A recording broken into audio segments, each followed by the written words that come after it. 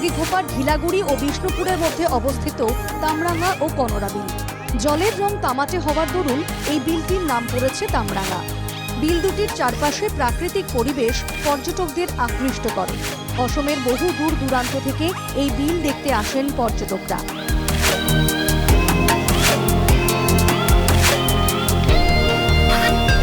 বিল দুটির জল ব্রহ্মপুত্র নদের সঙ্গে যুক্ত। তামরাঙ্গা ও কনরা বিল দুটির মধ্য দিয়ে যাওয়া রাস্তার দুধারে সারি সারি গাছ লাগিয়েছিলেন ঘিলাগুড়ি কটাশবাড়ি উচ্চ বিদ্যালয়ের প্রধান শিক্ষক হরকুমার রায়। স্থানীয়দের দাবি, তার এই প্রচেষ্টার ফলে আজ বিলের প্রাকৃতিক পরিবেশ এত নৈসর্গিক। প্রতিদিন বহু পর্যটক এখানে ভিড় করেন। শহরের যানজট কোলাহল থেকে খানিকটা দূরে এখানে এসে প্রশান্তি অনুভব করে মানুষ। আমার আসলতে আলটিমেটলি কি এখন সত্ৰ নগরীর দুয়ার দলি কনরা তামৰঙা বিলৰ নৈসৰ্গিক এটা পৰিৱেশ। আৰু ক্ৰমান্বয়ে আপোনালোকে দেখিছে যে আমাৰ হৰকুমাৰ ৰায়দেৱে এটা সময়ত দুই কাষে বহু যত্ন কৰি তেওঁ গছপুলি ৰোপণ কৰিছিল।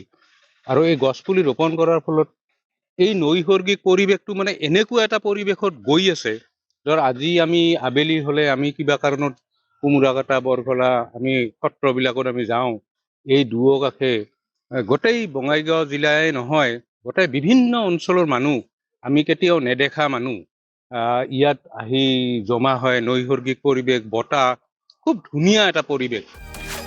গুয়াহাটির দীপর বিলের মতো এখানেও পরিযায়ী পাখিদের আনাগোনা। শীতকালে পরিযায়ী পাখিদের কিচির মিচির শোনা যায় এখানে। পাখিদের কলরবে এক মনোমুগ্ধকর পরিবেশের সৃষ্টি হয় তামরাঙ্গা ও কনরা বিলে। তাই সরকারের কাছে বিল দুটির সঠিক সংরক্ষণের দাবি স্থানীয়দের। গতিকে ইয়াৰ জৰিয়তে মই আগতেও মই আমাৰ মানে বিভাগীয় কৰ্তৃপক্ষক জনাইছিলো যে ইয়াৰ কিছু উন্নত কিছু কাম কৰিব লাগে, যাতে নদী দুখনৰ সংৰক্ষণ হয়। কয়েকদিন আগে মুখ্যমন্ত্রী হিমন্ত বিশ্ব শর্মা নিজের ফেসবুকে তামরাঙ্গা ও কনরা বিলের ভিডিও পোস্ট করেছিলেন।